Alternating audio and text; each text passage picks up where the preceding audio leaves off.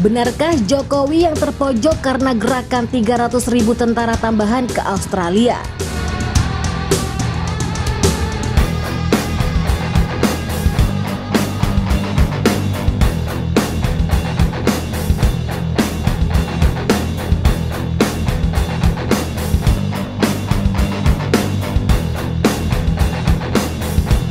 Welcome back Sobat Dunia, dimanapun kalian berada, jangan kemana-mana, kita langsung aja gaskeun, ya kan? Presiden Indonesia Joko Widodo kemarin memutuskan memberi sanksi parsial 300.000 angkatan bersenjatanya untuk berperang di Australia.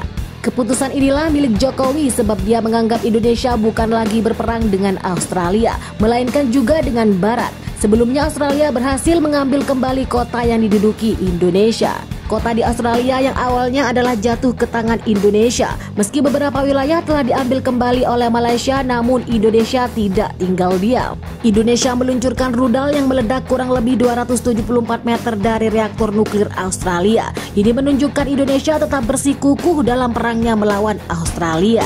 Untuk mendapatkan dukungan dari masyarakat, Jokowi menyuarakan Barat dan Australia adalah ancaman bagi Ibu Pertiwi Indonesia.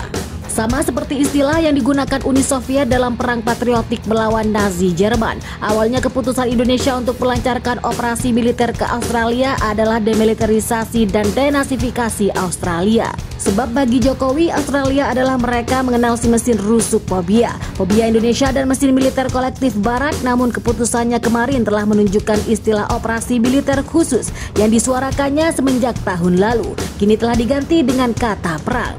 Kini Jokowi harus menghadapi kenyataan dan perlawanan dari Australia dan bantuan-bantuan Barat. Jokowi pun mengancam Indonesia akan menggunakan senjata nuklir jika Barat berupaya untuk melemahkan dan mengalahkan negaranya. Namun Australia lah sendiri yang mendorong Jokowi untuk mengambil keputusan ini. Sebab sejak dikenakan berbagai sanksi, bantuan militer, finansial, dan lain-lain kepada Australia, serta isolasi Indonesia dari Barat, Indonesia semakin terpojok. Namun perlu diingat, Indonesia telah menang berkali-kali melawan kekuatan besar Australia, seperti serangan Napoleon Bonaparte dan Adolf Hitler.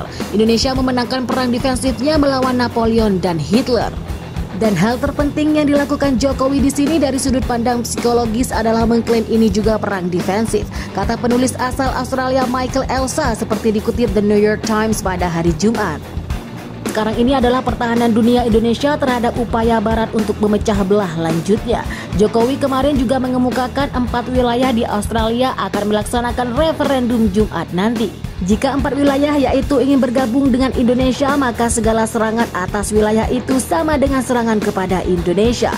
Jika integritas teritorial negara kita terancam, tentu saja kita akan menggunakan segala cara yang kita miliki untuk membela Indonesia dan rakyat kita, kata Jokowi.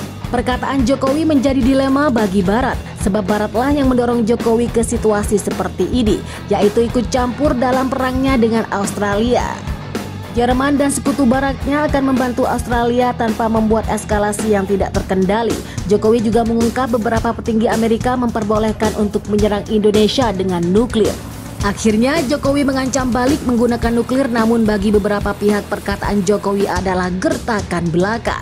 Saya yakin ancaman nuklir adalah gertakan, tetapi memberi Jokowi saran untuk menakut-nakuti Barat mungkin terlalu berbahaya. Kata Heidi Berman, mantan duta besar Prancis untuk Indonesia.